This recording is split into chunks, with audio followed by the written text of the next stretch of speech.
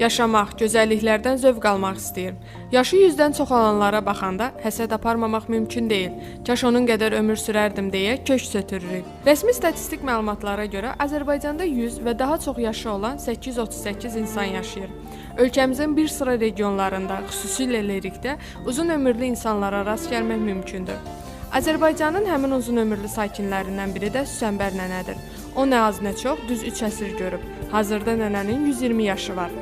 Bu binada Azərbaycanın 3 əsr görən ən uzun ömürlü insanı yaşayır. 1897-ci il təvəllüdlü Qubadlı rayon sakini Süsənbər nənədən uzun ömürlüyün sirlərini öyrənəcəyik.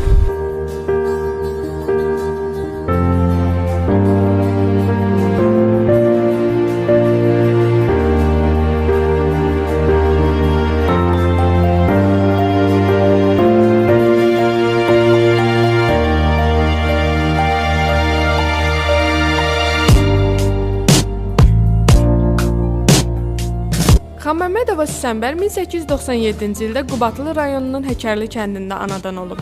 Sumqayıt şəhərində yaşayan Süsənbər nənənin 70 nəvə və nəticəsi var. Süsənbər nənə ömrünün elə bir çağındadır ki, artıq yaddaşı zəifləyib, danışmaqda çətinlik çəkir. Bu səbəbdən onun oğlu Vaqiflə həmsöhbət olduq, anasının uzun ömürlüyün sirrini öyrənməyə çalışdı. Atam 63-cü ildə, 1963-cü ildə rəhmətə gedib. Biz anamız böyüdü. Anamızda 6 uşaq olmuşuq. Uşaqların böyüyü mənim. Yerdə qalan 6 uşaq, bir də hamımız, ancaq o anamın səyi nəslində böyümüşük, oxumuşuq, təhsil almışıq, 4 alı təhsil alıb, ikisi orta ixtisas təhsil alıb.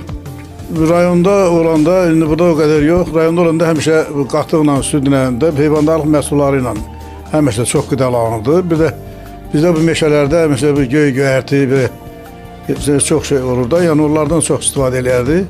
Həm də fiziki işlə çox məşğul idi. Saat 6-dan durardı, tezdən heyvanı ötürər, sağar, nə bilim, belə işlərlə məşğul olurdu. Heyvandarlığına, əsasən əkinçiliklə, heyvandarlığına məşğul olurdu. Bir də çox qoçaq, cəld, işləy adam olur. Süsənbər nənə danışa bilməsə də qonaqpərvərliyindən geri qalmırdı.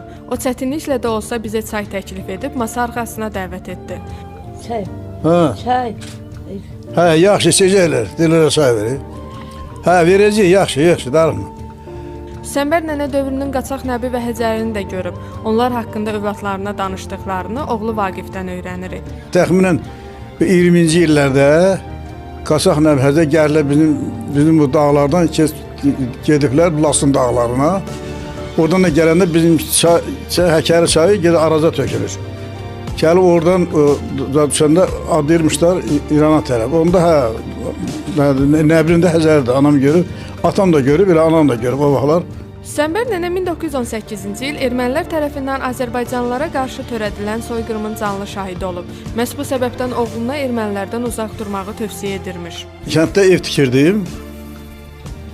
Bizdə də daşıda, o da kubikdə yox bizdə, örüş daşıdır. Çöl daşı gətir, oradan tikirik. Biz gedirdik, oradan erməniləri gətirirdik, orada işləyirdilər, bizə bina hürdülər. Bu deyirdi ki, erməniləri gətirməyin də, onlar bizim düşmənimizdir. Biz də bilmirdik, çünki o Sovet İttifaqında belə idi ki, nə ədəbiyyatda yox idi, nə da yox idi. Hamımız 15 respublika, hamısı qardaş idi. Bir-birinə can deyib, sana işitməliydik də, beynəlmiləli idi. Həmin vaxtlarda o gətirirdi də, bunun əlacı yox idi, usta gətir işləyirdi. Yeməyi bir şey ediləndə aparıb onların qablarını o axar suda, Allah hamdolsun o evdə tökülən suda yox, axar suda yuyurlar ki, bunlar bunun yaşında murdardılar. O danışırdı ki, bəs ermənilər gəlib falan yerdə, falan kəsdə öldürdülər, nə orada, o nə qədər deyirdi, bizə inanmırdı da, biz deyirdi, əşkirə nədir, yəni bizə çatmırdı. Kənddə o yaşlı adamlar hamısı danışırlar ki, ermənilərlə biz atadan, babadan, həmişə bizə bunlar soyqırım ediblər, adamları yığtörələrə yandırırmışlar, belə çox alçaq, iğrənc hərəkətlər etmişlər. 120 yaşlı nənəmizlə sağollaşıb, ölkəmizin digər ən yaşlı sakininin evinə yollanırıq. Bu məhəllədə isə 107 yaşlı Sümüzər nənə yaşayır. Nənə ilə həmsöhbət olmaq üçün evinə yollanırıq.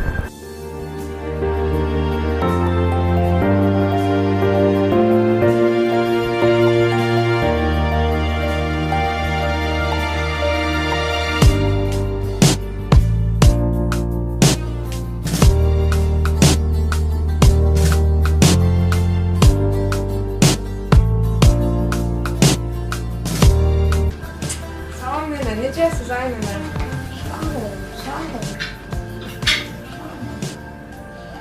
Özünüzü necə hiss edirsiniz? 1910-cu il təvəllüdlü Sümüzar Quliyeva Qubadlı rayonunun Sarıyataq kəndində anadan olub və hazırda onun 107 yaşı var. Geridə qoyduğu illəri çətinliklə xatırlayan Sümüzar nənə uzun ömürlülüyünü zəhmətkeş olması ilə əlaqələndirib. Rəhmətkeşəm, borçluyam. Çox zəhmətkeş adam olmuşam. Ağrı qol olmuşam. 3 hektar üzüm götürmüşəm. Barama götürmüşəm. Baramalar bir. 2 qutu barama götürürdüm. Saxlayırdım. O kişinin hesabınaydı. Kişi zəhmətkeş idi. Elə gedib süpürüb gətirirdi. Baxayla. İşləyirdi. Onun üzümdən də qabaq bilər. Tütünüdü. Cəmaat 15 dolara, 20 dolara getirirdi. Bu gəlirdi, deyirəm, arda gözəl. Deyirdi, yaxşı. Gəlib indi o tütünü belə basırırdı.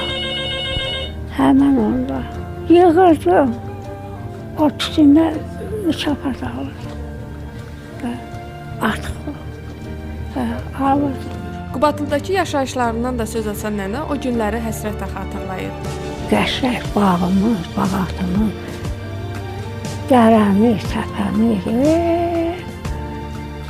qapının sürü heyvanı, qoşa camışlar, inəklər, nə deyirlər, qoyun, keçi, hamısının o Allahın haqqı var.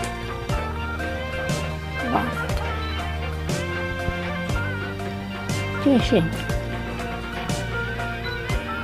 Orada gedirdi, meşələrdə, dağlarda otlayırdı, gəlirdi.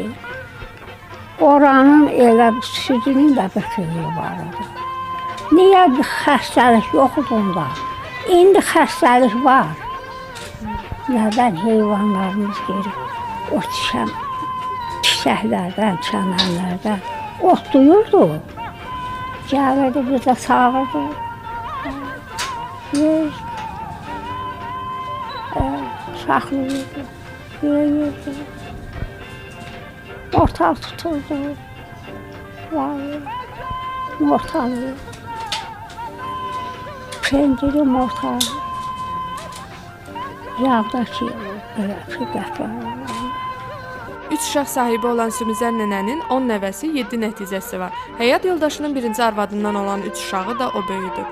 107 il ərzində onun üçün çox şey dəyişib. Doğma yurdundan ayrı düşən Sümüzər nənə bu illər ərzində dəyişən adət-ənənələrdən də bizə söz açdı. Bax, bir gün toy edəndə, bir gün çörək pişdi eləyirdilər.